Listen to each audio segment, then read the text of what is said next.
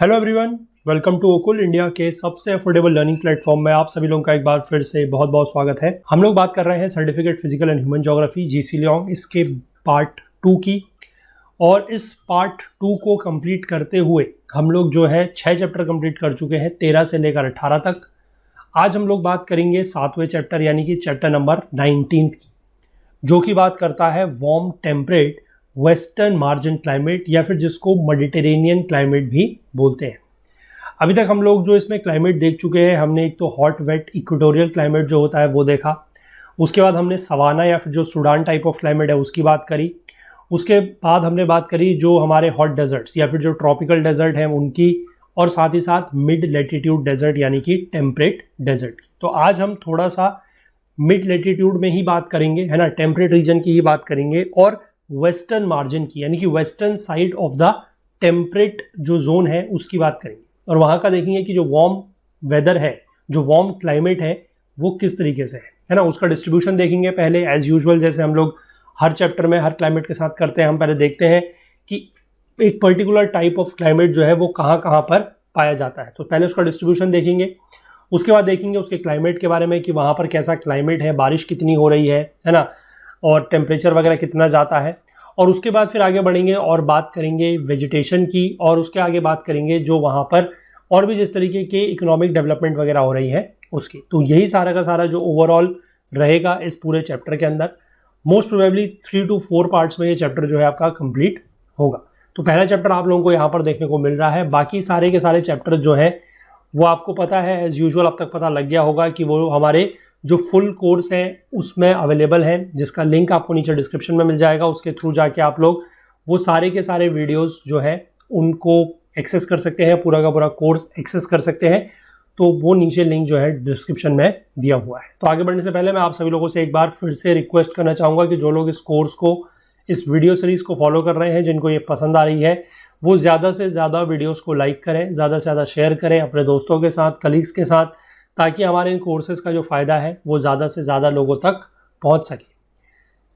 और बाकी जो लोग चैनल पर नए हैं, जिन्होंने चैनल को अभी तक सब्सक्राइब नहीं किया है, मैं उन लोगों से भी रिक्वेस्ट करूंगा कि आप लोग चैनल को जल्द से जल्द सब्सक्राइब कर लें और बेल आइकन प्रेस करना ना भूलें, ताकि हमारी तरफ से जब भी कोई नया वीडियो पोस्ट हो तो उसका नोटिफिकेशन आप लोगों तक पहुँच जाए। साथ ही साथ मैं फिर से आपको एक बार रिमाइंड करा दूँ कि सारे के सारे जो वीडियोज़ हैं, कंप्लीट जो वीडियोज़ हैं, वो आपको फुल कोर्स में मिलेंगे, जिसका लिंक आपको नीचे डिस्क्रिप्शन में दिया है, उसके थ्रू जाके आप लोग एनरोल कर सकते हैं।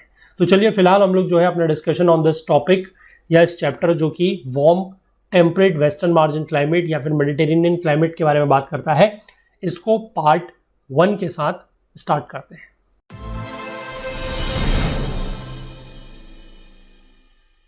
देखिए, the warm temperate western margin climate है ना, और मैंने आपको पहले ही बताया कि इसको मेडिटेरेनियन टाइप ऑफ क्लाइमेट भी बोलते हैं। और ये क्यों बोलते हैं, ये अभी आपको इसका जब मैं डिस्ट्रीब्यूशन बताऊंगा कि कहाँ कहाँ पर इस तरीके का क्लाइमेट पाया जाता है, तब ये आपको बिल्कुल क्लियर हो जाएगा कि इसको हम मेडिटेरेनियन क्लाइमेट क्यों बोलते हैं। तो डिस्ट्रीब्यूशन की अगर हम बात करें तो the warm temperate western margin climate is found in relatively few areas in the world, यानी कि पूरे के पूरे विश्व में बहुत कम जगह ऐसी हैं, वेरी फ्यू एरियाज ऐसे हैं जहाँ पर इस तरीके का क्लाइमेट पाया जाता है। कौन सा क्लाइमेट है? Warm temperate western margin climate.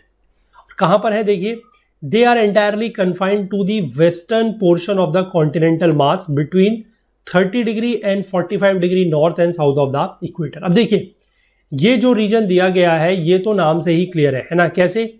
Temperate मतलब 30 से 45 डिग्री नॉर्थ और साउथ, मतलब 30 से 45 डिग्री नॉर्थ और 3 से 45 डिग्री साउथ। ये तो ऑब्वियस ही बात है, क्लियर है, टेम्परेट रीजन से। अगला जो टर्म है इसका जो डिफाइन करता है वेस्टर्न मार्जिन, तो सीधी सी बात है कि वेस्टर्न मार्जिन मतलब कॉन्टिनेंट के वेस्टर्न साइड में ये होगा। तो यहां से आप इसके ये दो बात तो समझ गए कि कहां पर ये पाया जाएगा, 30 से 45 डिग्री नॉर्थ, 30 से 45 डिग्री साउथ, क्योंकि वो टेम्परेट रीजन है और वेस्टर्न मार्जिन है तो इसलिए ये वेस्टर्न पोर्शन में पाया जाएगा। अब यही चीज जो है नीचे आपको मैप में दिखाई हुई है वो मैं भी आपको दिखाता हूं। अब इसमें क्या लिखा है कि the basic cause of this type of climate is the shifting of wind belts explained in chapter 13। ये फिर से मैं कहूंगा थोड़ा सा गड़बड़ है, चैप्टर 13 नहीं है, चैप्टर 14 है। और चैप्टर 14 को पढ़ते वक्त, चैप्टर 14 को एक्सप्लेन करते वक्त मैंने आपको ये चीज़ बताई थी कि वहां पर वो जो shifting of the wind belts, ये विंड कौन सी है, these are your planetary winds, है ना, जो आपका प्रेशर बेल्ट्स बनते हैं, है ना, इक्वेटोरियल लो, उसके बाद आपका जो बनता है that is your equatorial low के बाद आपका क्या बनता है, सब ट्रॉपिकल हाई, है ना, फिर उसके बाद आपका बन जाता है जो आपका टेम्परेट लो बनता है, फिर आपका जब पोल्स पे जाते हैं तो पोलर हाई बनता है। तो ये सारे के सारे हैं प्रेशर बेल्ट्स, और उन्हीं प्रेशर बेल्ट्स की वजह से जो आपके विंड्स जनरेट होती हैं या जो विंड्स का मूवमेंट होता है, they are your planetary winds, जिसमें हम लोगों ने देखे थे ट्रेड विंड्स, है ना, जिसमें हम लोग देखे थे वेस्टर्लीज। तो ये सारे के सारे जो है ईस्टर्लीज भी थे, कुछ पोलर ईस्टर्लीज वगैरह, हालांकि वहां तक हम लोग नहीं गए थे या वहां तक जाना जो है इतना ज़्यादा इंपॉर्टेंट नहीं है। हमें बेसिकली यहाँ पर दो विंड्स का काम रहेगा। एक हम देखेंगे ट्रेड विंड्स, है ना, मतलब एक हम एप्लीकेशन समझेंगे ट्रेड विंड्स का, और दूसरा हम समझेंगे जो वेस्टर्लीज होती है वो, है ना। और वैसे भी आप लोगों को पता है, अभी तक आपको आइडिया हो गया होगा कि ट्रेड विंड्स जो है वो तो ट्रॉपिकल रीजन में रहती है, और जो वेस्टर्लीज है वो आपकी कहाँ पर रहती है, टेम्परेट रीजन में रहती है। तो इसका जो इफेक्ट है वो सबसे ज़्यादा इस पर रहेगा। और इसकी जो शिफ्टिंग होती है, शिफ्टिंग क्या होती है विंड बेल्ट्स की, शिफ्टिंग आपको पता है कि जब सन मूव करता है, या फिर मैं कहूँ कि अर्थ जो है अपने एक्सिस पे क्या है, टिल्ट है, तो जब वो सन का चक्कर लगाती है, जब सन के अबाउट वो रिवॉल्यूशन करती है, तो सीजन्स आते हैं, हमें पता है ना, सर्दी का सीजन, गर्मियों का सीजन। तो वो कैसे आता है वो आपको पता है कि उसकी वजह से सन का जो मूवमेंट है, या जो हम कहें कि सन का एक अपरेंट मूवमेंट है या रिलेटिव मूवमेंट है विद कंपेयर टू दी अर्थ या विद रिलेशन टू दी अर्थ, वो हमें पता है कि सन सिर्फ और सिर्फ जो हमारा ट्रॉपिक ऑफ कैंसर है वहां से लेकर ट्रॉपिक ऑफ कैप्रिकॉर्न के बीच में ही मूव करता है। यानी कि साल का एक समय ऐसा होता है जब सन डायरेक्टली ट्रॉपिक ऑफ कैंसर के ऊपर होता है, एक समय ऐसा होता है जब सन हमारा डायरेक्टली ट्रॉपिक ऑफ कैप्रिकॉर्न के ऊपर होता है, मतलब उसी के बीच में चलता है। उससे ऊपर ट्रॉपिक ऑफ कैंसर से ऊपर कभी भी सन नहीं जाएगा, ट्रॉपिक ऑफ कैप्रिकॉर्न से नीचे साउथ पोल की तरफ को सन कभी भी नहीं जाएगा। तो ये जो शिफ्टिंग ऑफ विंड बेल्ट है ये उसकी वजह से होती है। हालांकि ये चीज़ें मैं आपको चैप्टर नंबर 14 में पहले बता चुका हूँ, मैं फिर से यहाँ पर एक थोड़ा सा इसलिए बता रहा हूँ ताकि आप लोगों का अगर वो पिछले मतलब 3-4 चैप्टर पुरानी बात हो गई है तो वो माइंड से अगर कहीं स्किप हो गया है या स्लिप हो गया है तो वो वापस से आपके माइंड में आ जाए। और फिर भी इतना बताने के बाद भी आप लोग उसको प्रॉपरली रिकॉल नहीं कर पा रहे हैं तो फिर उसका क्या ऑप्शन है, उसका ऑप्शन वही है कि आप चैप्टर 14 में जाएं और दोबारा से ये चीज़ जो है वहाँ पर जाके समझें और पढ़ें। तो आई होप ये चीज़ क्लियर है। अब इसके बाद देखिए क्या लिखा है, though the area around the Mediterranean Sea has the greatest extent of this type of winter rain climate. यहाँ से भी हमें एक इसका जो करेक्टरिस्टिक है, जो विशेषता है इस तरीके के क्लाइमेट की, वो पता लगी कि ये विंटर रेन क्लाइमेट है। मतलब यहाँ पर जो बारिश होगी वो कब होगी, सर्दियों में होगी। और दूसरा इसमें लिखा है कि जो मेडिटेरेनियन सी के आसपास का जो एरिया है वहां पर इस तरीके का क्लाइमेट सबसे ज्यादा पाया जाता है और इसी वजह से इसका जो नाम है वो पड़ा है मेडिटेरेनियन क्लाइमेट। तो आई होप ये बात आप समझ गए। लेकिन the best developed form of this peculiar type of climate is in fact found in central Chile. लेकिन इसका जो सबसे बढ़िया एग्जाम्पल हमें देखने को मिलता है जहां पर इस तरीके का क्लाइमेट बेस्ट हमें देखने को मिलता है वो है साउथ अमेरिका का जो देश है दैट इज चिली, और उसके भी सेंट्रल यानी कि मध्य हिस्से में, है ना। अभी वो आगे देखेंगे। और बाकी देखिए इसमें अदर जो मेडिटेरेनियन रीजन्स दिखाए गए हैं वो है आपका सैन फ्रांसिस्को के पास जो कैलिफोर्निया है, नॉर्थ अमेरिका में अगर आप जाके देखेंगे तो वहां पर आपको दिखेगा कैलिफोर्निया। इसके बाद अफ्रीका का जो सदर्न वेस्ट टिप है यानी कि साउथ अफ्रीका के पार्ट में अगर आप जाएंगे तो केप टाउन के पास। ऑस्ट्रेलिया में बात करेंगे तो सदर्न ऑस्ट्रेलिया यानी कि दक्षिणी ऑस्ट्रेलिया में बात करें तो सदर्न विक्टोरिया और अराउंड एडिलेड के आसपास, है ना, bordering the Saint Vincent and Spencer gulf. और साउथ वेस्ट ऑस्ट्रेलिया में अगर हम बात करें तो स्वानलैंड। अब यही सारे के सारे आप मैप में देख लीजिए, बिल्कुल क्लियर है, कहीं पर कोई डाउट नहीं है। ये आपको पता है ये जो बीच में एक सी है या समुद्र है ये है मेडिटेरेनियन सी, है ना, ये मेडिटेरेनियन सी है। और मेडिटेरेनियन सी के आसपास वाले जितने भी देश हैं या जितने भी रीजन्स हैं वहाँ पर इस तरह का क्लाइमेट पाया जाता है ना। जैसे एग्जांपल के तौर पे मैं आपको बताऊँ, यहाँ पर पुर्तगाल है, Portugal, then you have Spain, then you have France, है ना, यहाँ पर फिर आपका ये इटली आ जाएगा। तो ऐसे करके ये सारे के सारे जो देश हैं यहां पर जिस तरीके का क्लाइमेट पाया जाता है that is your Mediterranean type of climate. तो एक तो ये हो गया। दूसरा बेस्ट डेवलप्ड आपको जो बताया है वो है ये वाला region, that is South America में चिली, है ना। इसके बाद नॉर्थ अमेरिका में ये है, this one is your California वाला पार्ट, सैन फ्रांसिस्को के पास कैलिफोर्निया। इसके बाद अफ्रीका, ये अफ्रीका कॉन्टिनेंट है, इसका जो साउथ वेस्ट टिप है ये, यानी कि केप टाउन के पास। ऑस्ट्रेलिया में अगर हम बात करें तो ये हमें दिख जाएगा एडिलेड के पास वाला जो साउथ वेस्ट रीजन है, और सदर्न ऑस्ट्रेलिया में ये दिख जाएगा जो स्वानलैंड वाला रीजन है। ठीक है, ये कौन सा दिखाया गया था आपको, जो साउथ विक्टोरिया और एडिलेड वाला रीजन है वो ये है। तो आई होप कि आपको डिस्ट्रीब्यूशन बिल्कुल समझ में आ गया कि अब ये कहां कहां पर पाया जाता है। तो इस चीज से एक चीज आपको कंफ्यूज नहीं होनी है, और वो ये है कि भले ही इसका नाम मेडिटेरेनियन टाइप ऑफ क्लाइमेट है, लेकिन ये सिर्फ मेडिटेरेनियन सी के आसपास नहीं पाया जाता, अलग जगह पर भी और जगहों पर भी ये पाया जाता है। इसका नाम मेडिटेरेनियन टाइप ऑफ क्लाइमेट क्यों है, वो इसलिए है क्योंकि सबसे ज़्यादा जो एरियाज हैं जहाँ पर इस तरह का क्लाइमेट पाया जाता है वो मेडिटेरेनियन सी के आसपास वाले रीजन्स हैं, इसलिए इसका नाम ऐसा पड़ा है। लेकिन कंफ्यूज ये नहीं होना है कि क्या सिर्फ और सिर्फ मेडिटेरेनियन सी के पास ही इस तरह का क्लाइमेट पाया जाता है, ऐसा नहीं है। मैंने आपको मैप पे दिखा दिया कि ये नॉर्थ अमेरिका में भी है, साउथ अमेरिका में भी है, ऑस्ट्रेलिया में भी है ना। ऑस्ट्रेलिया में भी आपको दिख रहा है, और आपको कहाँ पर दिख रहा है, अफ्रीका में भी दिख रहा है। और एक चीज़ आप यहाँ से अगर गौर करें तो ये चीज़ आपको बड़ी क्लियरली दिख रही है कि हर तरफ वेस्टर्न तरफ में ही है ना। जो मेडिटेरेनियन सी का भी पोर्शन है ये बेसिकली आपका जो यूरोप वाला रीजन है उसका वेस्ट है, कैलिफोर्निया वाला रीजन आपका नॉर्थ अमेरिका जो है उसका वेस्ट है ना। चिली वाला जो रीजन है ये आपका साउथ अमेरिका का वेस्ट है, केप टाउन आपका अफ्रीका का साउथ वेस्ट है, एडिलेड आपका ऑस्ट्रेलिया का साउथ वेस्ट है। तो इस तरीके से सारा का सारा जो रीजन है वो कौन सा है, वेस्ट साइड है। तो वेस्ट साइड में पाया जाता है, 30 से 45 डिग्री नॉर्थ के और साउथ के लेटीट्यूड में पाया जाता है, और यहाँ पर विंटर में रेन होती है, यानी कि विंटर में बारिश होती है, इसलिए इसको विंटर रेन क्लाइमेट भी बोलते हैं। तो आई होप कि डिस्ट्रीब्यूशन जो है वो बिल्कुल आपके माइंड में अब बैठ गया होगा और आप इसको बिल्कुल भी भूलेंगे नहीं। अब इसके बाद हम अगले टॉपिक में बढ़ेंगे जो है क्लाइमेट। अब बात करेंगे कि यहाँ पर क्लाइमेट कैसा है। The Mediterranean type of climate is characterised by a very distinctive climatic features. यहाँ पर बिल्कुल अलग अलग तरीके के क्लाइमेटिक फीचर्स देखने को मिलते हैं। सबसे पहला अगर हम बात करें तो we have dry warm summer with offshore trades, यानी कि जो समर सीजन है वो कैसा है, ड्राई है, क्योंकि मैंने आपको पहले ही बताया कि विंटर में रेन है तो समर में ड्राई होगा। ड्राई है तो इसलिए थोड़ा सा गर्म भी है, वार्म है। और जो ट्रेड विंड्स इस समय है दे आर योर ऑफ शोर trade winds. I hope clear है।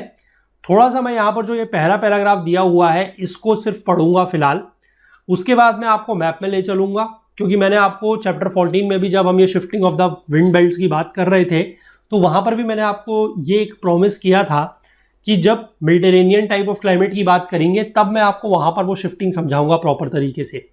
तो आज वो चैप्टर आ गया है, आज वो दिन आ गया है, समय आ गया है जब मैं आपको वो चीज़ सिखाऊंगा, बताऊंगा। ठीक है, तो फिलहाल आप लोग जो है ये पहला पैराग्राफ हम लोग पढ़ लेते हैं, फिर हम चलेंगे मैप में, वहां पर पहले शिफ्टिंग को समझेंगे, उसके बाद फिर यहाँ पर आके हम थोड़ा सा ये जो लाइन्स दी हैं उसको देख लेंगे, पढ़ लेंगे, तो हमें बिल्कुल भी समझ में अच्छे से आ जाएगा। देखिए जो समर मंथ्स हैं, ये फिगर बेसिकली अगले पेज में दिए हुए हैं, अगर आप लोग बुक फॉलो कर रहे हैं साथ साथ तो उस फिगर में देख सकते हैं।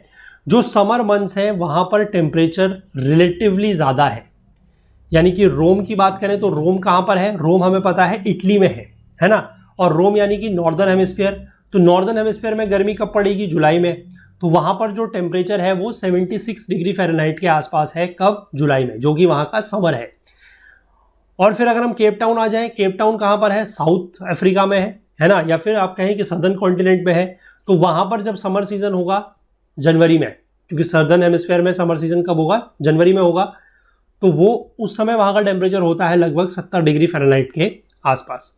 The highest temperatures are however experienced further away from the coast in the more continental eastern Mediterranean, in the interiors of the Balkan peninsula, the Anatolian peninsula and the Mediterranean Middle East. ये देखिए obvious सी बात है, फिर से यहाँ पर जो concept मैं पिछले कई चैप्टर से कैरी कर रहा हूँ और आप लोगों से भी एक्सपेक्ट कर रहा हूँ कि आप लोग भी उस कंसेप्ट को याद रखेंगे, वो क्या है, वो ये है कि कॉन्टिनेंटलिटी इफेक्ट को नहीं भूलना है। यानी कि जो भी जगह वाटर बॉडीज के जितने पास होंगी वहां का टेम्परेचर उतना ज्यादा मॉडरेट होगा। मॉडरेट मतलब वहां पर उतनी ज्यादा गर्मी भी नहीं होगी और उतनी ज्यादा ठंड भी नहीं पड़ेगी। लेकिन जो रीजन या जो जगह, जो प्लेस वाटर बॉडी से जितना दूर होंगे वहां पर उतनी ही ज्यादा सर्दी होगी और उतनी ही ज्यादा गर्मी होगी। That is your continentality effect. ये आपको हमेशा से ध्यान रखना है। तो यहां पर भी यही लिखा है कि मतलब रोम का और साउथ अफ्रीका का केप टाउन, इसका टेम्परेचर तो बता दिया, लेकिन जो हाईएस्ट टेम्परेचर्स हैं वो ये नहीं है। हाईएस्ट टेम्परेचर्स आपको इंटीरियर में देखने को मिलेंगे, है ना। इंटीरियर मतलब मेडिटेरेनियन के अगर आप ईस्ट तरफ को आ जाएंगे तो वहां पर देखने को मिलेंगे। बल्कन पेनिनसुला जो है वहां पर देखने को मिल सकते हैं और एनिटोनियन प्लेट्यू जो है वहां पर देखने को मिल सकते हैं। जैसे एग्जांपल दिया है कि जुलाई के मीन टेम्परेचर की अगर हम बात करें एथेंस में तो वो आपको लगभग 80 डिग्री फ़ारेनहाइट के आसपास देखने को मिलेगा। ग्रीस की अगर हम बात कर रहे हैं लैरेसिया, दैट इज यहाँ पर 81 डिग्री फ़ारेनहाइट है। और ब्यूरिथ की बात कर रहे हैं लेबनान में तो 83 डिग्री फ़ारेनहाइट है। इसके अलावा सेंट्रल चिली में, साउथ अफ्रीका में या फिर मेडिटेरेनियन ऑस्ट्रेलिया में, क्योंकि वो आपने देखे सारे के सारे कैसी जगह है, कोस्टल पोजीशन है, तो वहां पर सी का इन्फ्लुएंस होगा मॉडिफाइंग टेम्परेचर करने में, है ना। और वहां पर जो टेम्परेचर का मीन है, जनवरी के महीने में बात कर रहे हैं, क्यों? क्योंकि फिर से ध्यान रखिएगा ये जितनी भी जगह है, चाहे सेंट्रल चिली वाला रीजन हो, साउथ अफ्रीका हो, मेडिटेरेनियन ऑस्ट्रेलिया हो, वहां पर समर कब होगा? जनवरी में, है ना, क्योंकि सदर्न हेमिस्फीयर है। तो सदर्न हेमिस्फीयर होने की वजह से जनवरी का जो मीन टेम्परेचर वहां पर देखा गया है वो 70 डिग्री फ़ारेनहाइट के आसपास है, यानी कि नॉर्दर्न से थोड़ा सा कम है। क्यों? और मैंने पहले ही बता दिया कि वहां पर वो सारे के सारे जो जगह हैं, वो प्लेसेस हैं, वो कोस्ट में है। ये आप देख सकते हैं, ये भी कोस्ट पे है ना, क्योंकि यहाँ पर आपका पूरा का पूरा पैसिफिक ओशन है। यहाँ पर आपको पता है कि you have the Atlantic ocean, तो यहाँ पर भी वही चीज़ है। इसके बाद यहाँ पर आपको पता है कि इंडियन ओशन है पूरा का पूरा, है ना। तो यहाँ पर इसीलिए सारे के सारे में इफेक्ट क्या देखने को मिल रहा है कि मॉडरेटिंग इफेक्ट है, टेम्परेचर बहुत ज़्यादा नहीं है। तो आई होप कि यहाँ तक इस बात को आप समझ गए होंगे। अब इसके बाद हम चलते हैं मैप में, और थोड़ा सा मैप में पहले ये शिफ्टिंग का इफेक्ट देखते हैं, उसके बाद फिर यहाँ पर आके हम इसको पढ़ेंगे। देखिए, ये मैं आप लोगों के लिए मैप लेके आया हूँ, समझाने की कोशिश मैं आपको इसमें करूँगा बिल्कुल पूरी तरीके से। सबसे पहले इसमें जो थोड़ा बहुत चीज़ें दी हुई हैं वो आप समझ जाइए। दोनों फिगर बिल्कुल सेम है, मैंने दो फिगर क्यों बनाई है वो अभी आपको समझ में आ जाएगा। देखिए, ये जो आपको एक लाइन दिख रही है, ये जो पहले से बनी हुई लाइन है, ये इक्वेटर है, तो ये पूरा का पूरा इक्वेटर है, ठीक है। इसके बाद ये वाली जो मैंने लाइन बनाई है, ये जो आपको ब्लैक लाइन दिख रही है, ये आपकी कह सकते हैं दिस इज 23.5 डिग्री नॉर्थ, ठीक है। मैंने सिर्फ नॉर्दर्न हेमिस्फीयर की बात करूंगा क्योंकि सदर्न हेमिस्फीयर में भी सिमिलर चीजें ही होंगी। तो 23.5 डिग्री नॉर्थ मतलब ये क्या हो गया? This is your Tropic of cancer.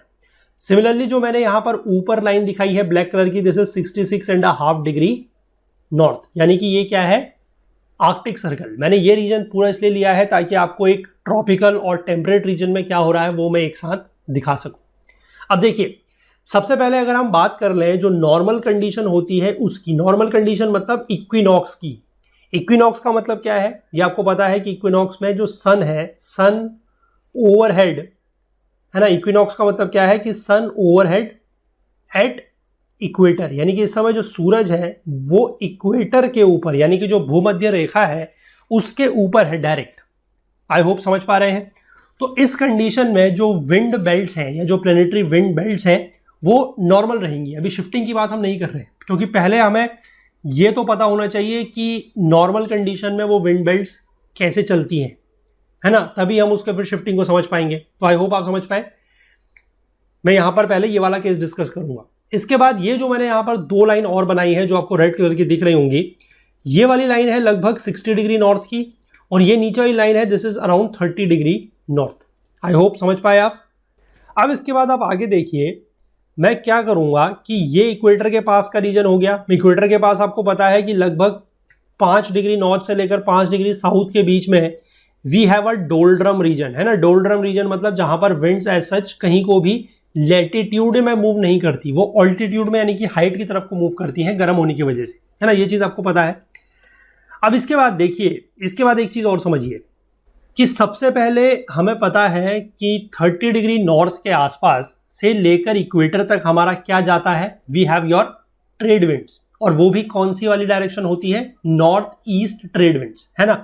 तो नॉर्थ ईस्ट ट्रेड विंड्स मतलब ये है,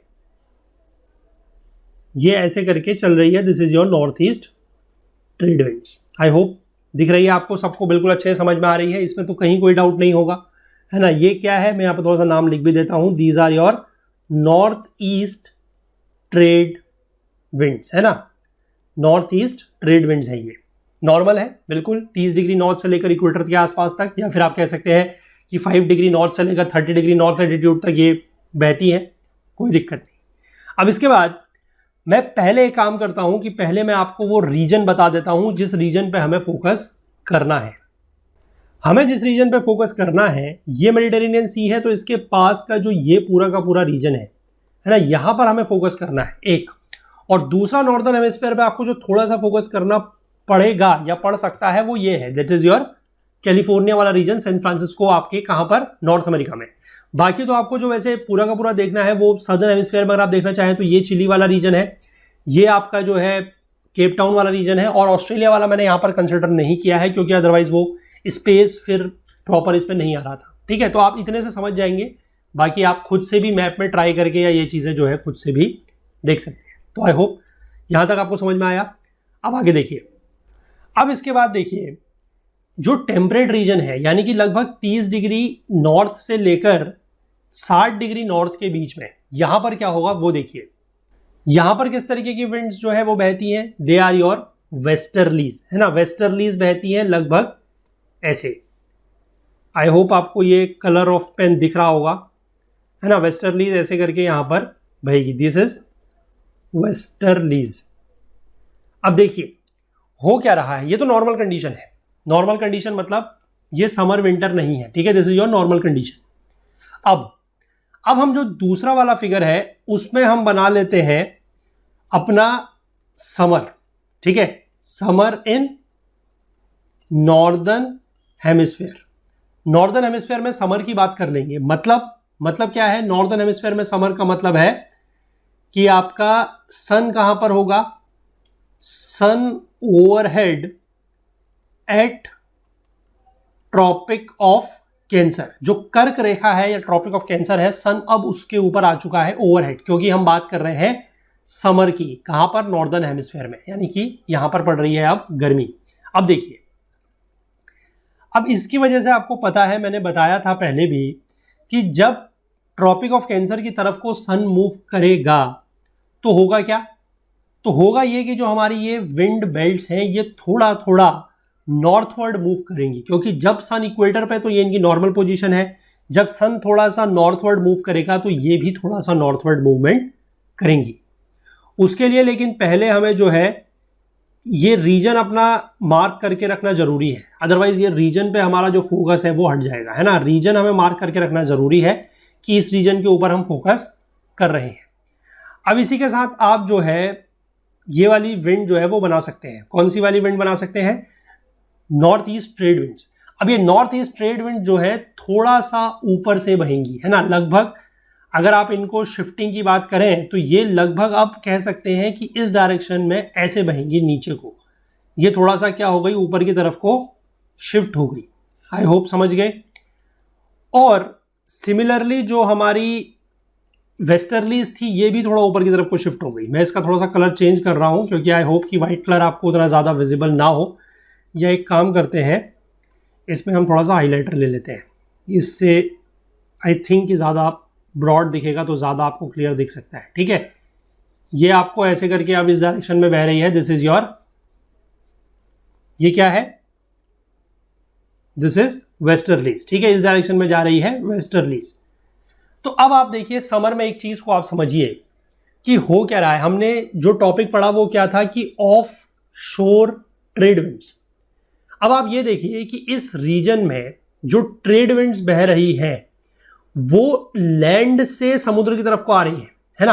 अब यहां पर देखिए एक चीज मैं आपको बताऊं, हालांकि मैंने ये पूरा ऐसे करके इसके चारों तरफ रेड कर दिया, लेकिन आपको पिछले चैप्टर से बहुत ही अच्छे से, बहुत ही ज्यादा भली भांति पता है कि ये वाला रीजन तो आपका क्या है, जो नॉर्दर्न अफ्रीका है, that is your all desert. यहां पर तो डेजर्ट है। कौन सा डेजर्ट है, ये सहारा डेजर्ट है ना, यहां पर हमने देखा था सहारा डेजर्ट है। तो यहाँ पर तो ज़्यादा कोई फर्क हमें मतलब नहीं इसमें नहीं होगा, है ना। यहाँ पर तो हम बात नहीं कर रहे हैं, हम मोस्टली बात कर रहे हैं इस ऊपर वाले रीजन की।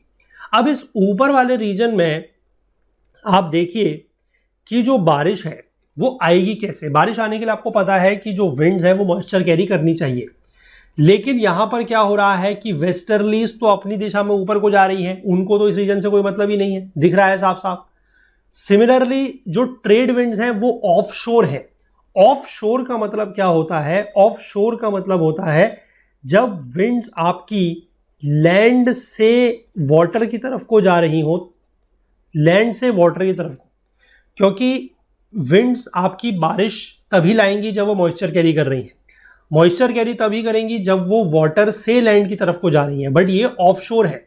ये ट्रेड विंड्स देखिए आप ऑफशोर हो रही हैं, ये लैंड से वाटर की तरफ को आ रही हैं। तो इसलिए इस पूरे के पूरे रीजन में जो मैंने आपको मेडिटेरेनियन के ऊपर वाला रीजन दिखाया, Portugal, Spain, France, Italy, Turkey, यहां पर कहीं पर भी बारिश इस समय नहीं होगी। इसीलिए ये कैसा वेदर है? ड्राई वेदर है और वार्म वेदर है। बात हमने करी है समर की, बिल्कुल अच्छे से इसको ध्यान रखना है। बात करी है हम लोगों ने समर की। तो आई होप ये बात यहां तक क्लियर है। अब इसको वहां पर जाके थोड़ा सा पढ़ लेते हैं। आई होप कि साथ साथ पढ़ेंगे। हालांकि अभी मेरे को आपको विंटर भी समझाना है, लेकिन पहले मैं समर के बारे में पढ़ के दिखा देता हूं, सो दैट कि आप लोगों को ये चीज़ थोड़ा सा माइंड में बैठ जाएगी। तब हम फिर विंटर को भी बड़ी आसानी से बेल्ट्स को नीचे शिफ्ट करेंगे और विंटर भी हम अच्छे से समझ जाएंगे। तो देखते हैं वहां पर पहले क्या लिखा है। देखिए यहां पर यह लिखा है कि समर में जब सन आपका ट्रॉपिक ऑफ कैंसर के ऊपर है, मैंने आपको बता दिया पहली बात, the belt of influence of the westerlies is shifted little poleward. Westerlies भी थोड़ा सा ऊपर की तरफ को मूव करेगी, तो हमारी जो नॉर्थ ईस्ट ट्रेड विंड्स है वो भी थोड़ा सा ऊपर की तरफ को मूव करेंगी। और इसके बाद क्या होगा कि जो रेन बियरिंग विंड्स है they are therefore not likely to reach the Mediterranean. Mediterranean के ऊपर जो रेन बियरिंग विंड्स हैं वो नहीं आएंगी। रेन बियरिंग मतलब जो अपने साथ बारिश ला सकती थी, मॉइस्चर ला सकती थी।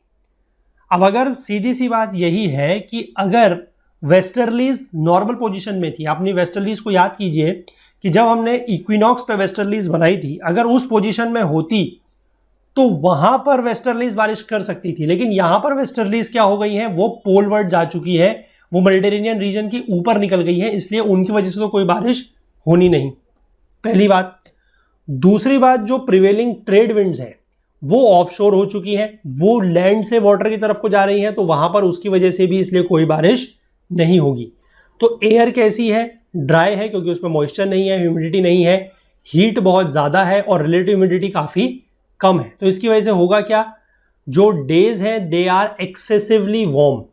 जो डेज है वो एक्सेसिवली क्या हो रहे हैं, गर्म हो रहे हैं, वार्म हो रहे हैं।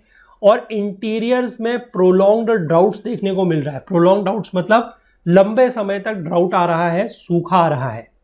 और नाइट में क्या होगा फिर, rapid radiation but frost are rare. Radiation बहुत तेजी से होगा, क्योंकि रात को जब जमीन ठंडी होगी तो रेडिएशन बहुत ज्यादा होगा, लेकिन फ्रॉस्ट वहां पर फिर भी देखने को ज्यादा नहीं मिलती है, क्योंकि ये फिर भी थोड़ा सा जो है कोस्टल रीजन है, तो वहां पर फ्रॉस्ट ज्यादा नहीं है, है ना। लेकिन रात को ठंडक जरूर देखने को मिलती है। तो आई होप ये बात आप समझ गए। अब इसके बाद क्या होगा, बात करेंगे विंटर की। अब देखिए विंटर में क्या होता है, चलिए वहां पर फिर से मैप में चलेंगे, समर को मिटाएंगे और विंटर को समझेंगे। अब देखिए बात करनी है हमें विंटर की, यानी कि नॉर्दर्न हेमिस्फीयर में अब क्या हो रहा है, सर्दियां पड़ रही हैं, विंटर हो रही है। यानी कि सन अब कहां जा चुका होगा, sun overhead at tropic of capricorn, यानी कि जो मकर रेखा है सन उसके ऊपर आ चुका होगा। यानी कि सारी की सारी जो विंड बेल्ट्स हैं, जो प्लेनेटरी विंड की बेल्ट्स हैं, वो कहां जाएंगी, अब नीचे की तरफ को जाएंगी, साउथ की तरफ को जाएंगी। आई होप समझ गए। तो जो हमारी वेस्टर्लीज पहले कंडीशन में आप देखिए, जो मैंने आपको इक्विनॉक्स में दिखाई है, आप उसी से उसको समझ के चलिए, है ना। मैं इसको फिर से थोड़ा सा एक अलग कलर से दिखाने की कोशिश करूंगा कि अब क्या होगा, जो वेस्टर्लीज है वो इस डायरेक्शन में बहने लगेंगी, मतलब यहां थोड़ा सा नीचे से बह रही है। तो अब देखिए, अब यहां पर इसको आप समझिए, है ना, नीचे से बह रही हैं तो क्या होगा, ये मेडिटेरेनियन सी से पानी लेके जाएंगी, मतलब मॉइस्चर लेके जाएंगी, और ये जो ऊपर का सारा रीजन है, Portugal, Spain, France, Italy, Turkey, वहां पर अब बारिश होगी। यानी कि विंटर में जो रेनफॉल होगा वो किस विंड की वजह से होना चाहिए? That should be according to the westerlies, मतलब वेस्टर्लीज की वजह से होना चाहिए। ये बात आप समझ गए। नॉर्थ ईस्ट ट्रेड विंड्स तो जो है वो अभी भी इस डायरेक्शन में मूव कर रही हैं, वो करती रहेंगी, उससे हमें कुछ लेना देना नहीं है। उससे पहले भी बारिश नहीं हो रही थी और वो अब और भी ज़्यादा नीचे की तरफ को शिफ्ट हो गई हैं, तो उससे हमें कुछ भी लेना देना नहीं है। ठीक है। अब किसी को एक चीज़ का यहाँ पर डाउट हो सकता है ये फिगर्स देखने के बाद कि मैंने ये काफ़ी नीचे से बनाना शुरू कर दी है, तो उनको लगेगा कि क्या ये वेस्टर्लीज इतना ज़्यादा नीचे शिफ्ट होती है। देखिए एग्जैक्टली कितने लैटिट्यूड पे शिफ्ट होती है वो आपको नहीं समझना है, या वो समझने की ज़रूरत नहीं है। आपको समझना क्या ज़रूरी है कि समर में बारिश क्यों नहीं हो रही है और विंटर में जो बारिश हो रही है वो कौन सी विंड्स की वजह से हो रही है। वो वेस्टर्लीज की वजह से हो रही है। अब वेस्टर्लीज कितना नीचे शिफ्ट हो रही है that is not the case, या वो इशू नहीं है, वो मुद्दे की बात नहीं है। मुद्दे की बात यह है कि आपको ये समझ में आना चाहिए कि सर्दियों में जो बारिश होगी वो वेस्टर्लीज की वजह से होगी, है ना। और यहाँ पर वेस्टर्लीज जो है वो अब ऑन शोर विंड्स बन चुकी है। ऑन शोर क्यों? क्योंकि वो पानी जो है, मतलब जो अपने साथ मॉइस्चर लेके जाएंगी, वो कहाँ से लेके जाएंगी? मेडिटेरेनियन सी से। तो ऑन शोर का मतलब ये वही है कि वो वाटर से अब लैंड की तरफ को जा रही है, तो they are your onshore winds. तो आई होप ये कंसेप्ट जो है आप बिल्कुल अच्छे से समझ गए होंगे। और गर्मियों में बारिश क्यों नहीं हो रही है और सर्दियों में बारिश हो रही है तो किस तरीके की विंड से हो रही है वो भी मैंने आपको यहाँ पर समझा दिया। तो चलिए वापस से वहाँ पर चल के देख लेंगे और यही चीज़ वहाँ पर भी लिखी हुई आपको दिखाई देगी। देखिए यहाँ पर क्या लिखा है, a concentration of rainfall in winter with onshore westerlies. देखिए आपको हेडिंग से ही समझ में आ गया कि विंटर में जो बारिश हो रही है वो वेस्टर्लीज की वजह से हो रही है, जो कि इस समय क्या बन चुकी है? ऑन शोर विंड्स। जो मेडिटेरेनियन सी है, जो मेडिटेरेनियन की जो लैंड्स है, लैंड्स मतलब जो ऊपर का पोर्शन मैंने आपको दिखाया, that receive most of their precipitation in winter when the westerlies shift equator words. अब वेस्टर्लीज क्या हो गई थी? इक्वेटर की तरफ को आ गई थी। और नॉर्दर्न हेमिस्फेयर में जो प्रिवेलिंग ऑन शोर वेस्टर्लीज बन चुकी है, they bring much cyclonic rain from the Atlantic to the countries bordering the Mediterranean Sea. Atlantic की तरफ से भी इसमें मॉइस्चर आएगा और जो हमारा मेडिटेरेनियन सी को क्रॉस करने के बाद भी थोड़ा बहुत मॉइस्चर इसमें मेडिटेरेनियन सी से भी ये लेंगी। ये रेनी सीजन है and is the most outstanding feature of the Mediterranean climate. In almost all other climate types maximum rain जो है वो समर में होती है ना। जितने भी हमने और तरीके के क्लाइमेट अभी तक देखे हैं या आगे भी हम देखेंगे, तो वहां पर जो मैक्सिमम बारिश होती है वो समर में होती है। लेकिन ये एक मेडिटेरेनियन क्लाइमेट का एक आउटस्टैंडिंग फीचर कहें या एक्सेप्शनल फीचर कह सकते हैं कि यहाँ पर जो मैक्सिमम बारिश हो रही है या जो यहाँ का रेनी सीजन है वो सर्दियों में है। जो मीन एनुअल रेनफॉल है वो नॉर्मली 25 इंच या उससे थोड़ा सा ज़्यादा होती है। फिर भी ये मतलब ये भी चीज़ जो है 25 इंच भी कोई फिक्स नहीं है, ये भी प्लेस टू प्लेस चेंज होती है depending on the relief. Relief मतलब कि कहीं पर अगर पहाड़ है तो वहाँ पर ज़्यादा बारिश हो सकती है, माउंटेन है तो, कहीं पर अगर प्लेन एरिया है तो वहाँ पर कम हो सकती है।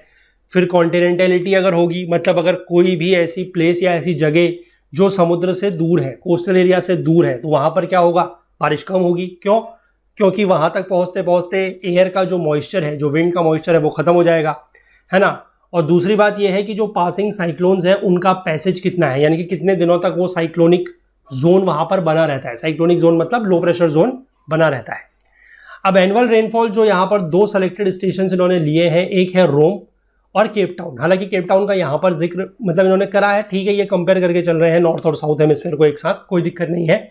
इन्होंने टिपिकल एक वैल्यू ली है कि 33 इंच जो है वो रोम में बारिश हो रही है, नॉर्दर्न हेमिस्फीयर इटली का पोर्शन है, और केप टाउन यानी कि अफ्रीका में सदर्न पार्ट में वहाँ पर 25 इंच के आसपास बारिश हो रही है, which are quite typical of the regions they present.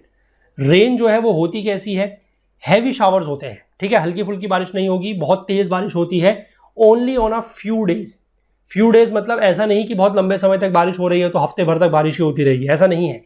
कुछ कुछ दिनों बारिश होगी और बीच में जो है ब्राइट सनी पीरियड्स भी देखने को मिलेंगे। मतलब इंडिया में अगर आप देखें तो बरसात के दिनों में क्या होता है कि बारिश हो रही है तो लगातार हो रही है, और अगर बारिश नहीं भी हो रही है तो धूप जनरली देखने को नहीं मिलती, बादल वगैरह लगे रहते हैं, है ना।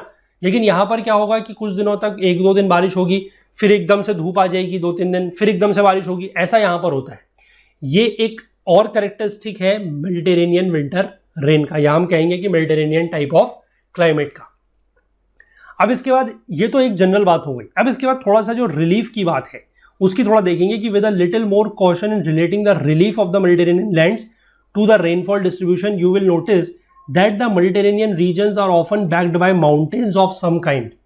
मेडिटेरेनियन के ऊपर की अगर हम बात करें, जहां पर इटली मैंने आपको दिखाया, उसके ऊपर मैं आपको पहले भी दिखा चुका हूं कि वहां पर एल्प्स माउंटेन है ना, एल्प्स माउंटेन है। फिर आइबेरिया, जो सेंट्रल मेसेटा और other sierras of the peninsula present in effective barrier to the oncoming westerlies. तो उसकी वजह से भी क्या है, और साथ ही साथ मैं आपको एक चीज और बताऊं कि जो पोर्तुगल वाला रीजन है, मैं आपको इसको अगर इस वाले मैप में दिखाने की कोशिश करूं तो यहां पर ये पोर्तुगल है, ये आपका स्पेन है, इसके बीच में भी यहां पर क्या है कि एक माउंटेन रेंज है।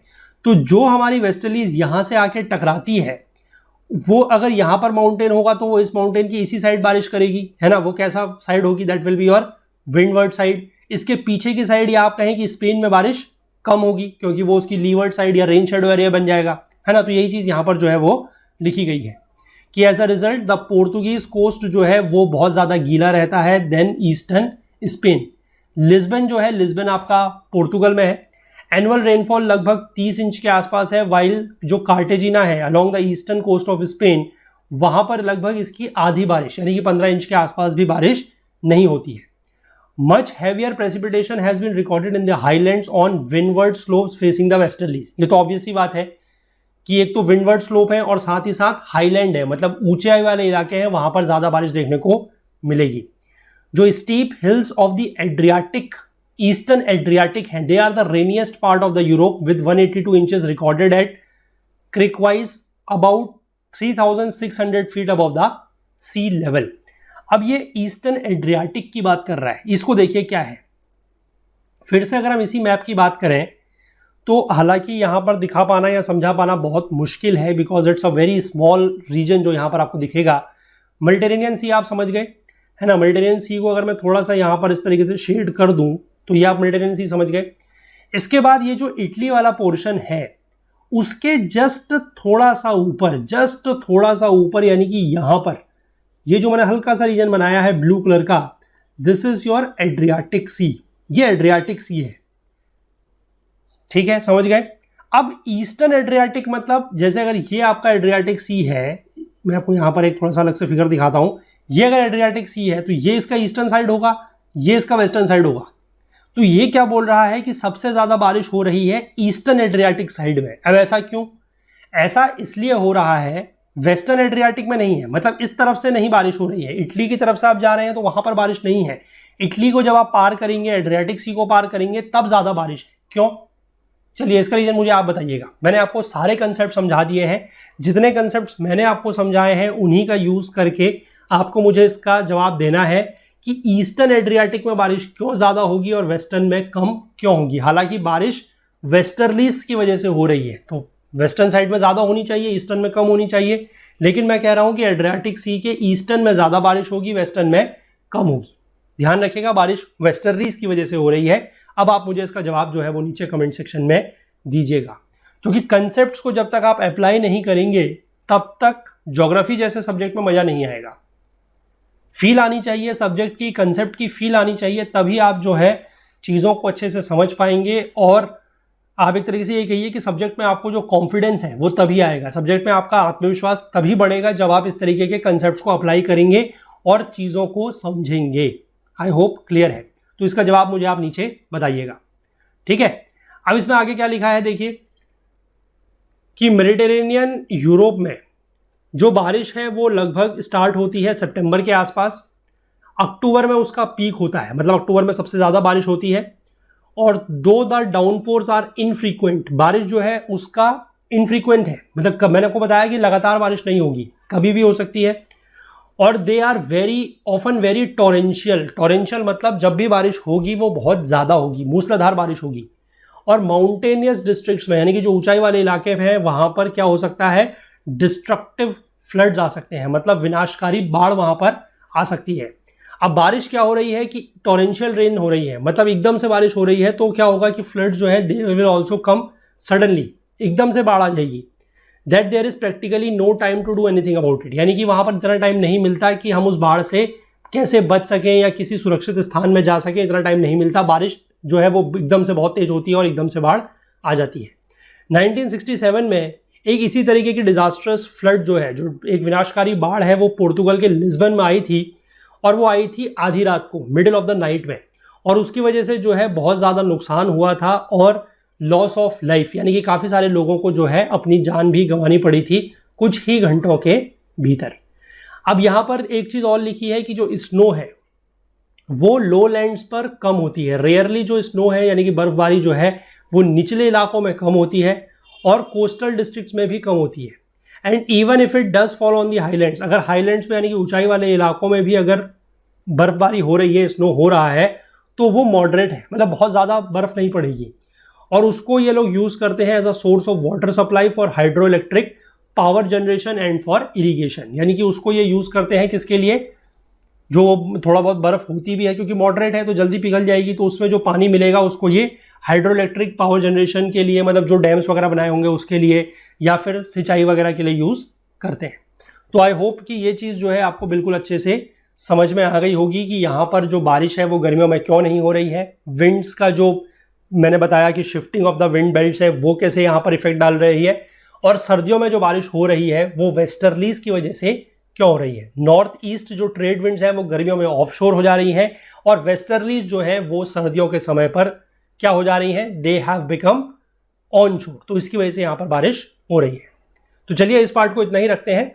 अभी थोड़ा सा क्लाइमेट के बारे में हमें आगे और बात करनी है, कुछ लोकल विंड्स हैं उनके बारे में ही बात करेंगे अगले चैप्टर में, अगले पार्ट में, और उसके आगे की जो वेजिटेशन और इकोनॉमिक डेवलपमेंट की बात है वो हम आने वाले सब्सिक्वेंट लेक्चर्स में करेंगे। तो सारे के सारे लेक्चर्स जो हैं आपको वो हमारे फुल कोर्स में मिल जाएंगे, जिसका लिंक नीचे डिस्क्रिप्शन में दिया गया है, उसके थ्रू जाके आप लोग कोर्स में एनरोल कर सकते हैं। तो चलिए इस लेक्चर को इतना ही रखेंगे, आगे कंटिन्यू करेंगे इसको अगले लेक्चर से। तो कंटेंट रिलेटेड अगर आपको कोई भी डाउट होता है तो आप हमारा टेलीग्राम का ग्रुप ज्वाइन कर सकते हैं, ओकुल जीएस यूपीएससी डिस्कशन फोरम, और इसके साथ ही आप जितने भी अपने डाउट्स वगैरह हैं वो हमसे यहाँ पर पूछ सकते हैं। फुल कोर्स में एनरोल करने के लिए अगर आप इंटरेस्टेड हैं, अगर आप सारे के सारे वीडियोस देखना चाहते हैं तो नीचे डिस्क्रिप्शन में लिंक दिया है, उसके थ्रू जाके एनरोल कर सकते हैं। कोर्स को एनरोल करने में, कोर्स को परचेस करने में, एक्सेस करने में कोई भी अगर टेक्निकल क्वेरी आती है तो आप हमसे support@okul.co, ओकुल एड्रेस की ईमेल आईडी, इस पर कॉन्टैक्ट कर सकते हैं, या फिर आप हमसे social media platforms Facebook, Instagram, LinkedIn या ट्विटर के थ्रू भी जुड़ सकते हैं और अपनी जो भी बात आप हम तक पहुँचाना चाहें, चाहे वो कोर्सेज को लेकर कोई फीडबैक्स हो, सजेशंस हो, तो वो भी आप हमें इन प्लेटफॉर्म्स के थ्रू हम तक पहुंचा सकते हैं। तो चलिए मिलेंगे अगले लेक्चर में, तब तक के लिए अपना बहुत बहुत ध्यान रखिएगा। Please do take care of yourself. Thank you, have a nice day, bye bye.